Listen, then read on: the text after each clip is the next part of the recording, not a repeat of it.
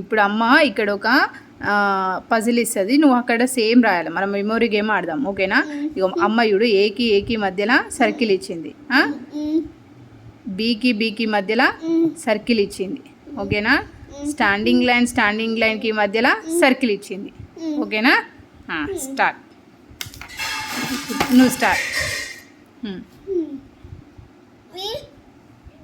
ఇదిగో స్టార్ట్.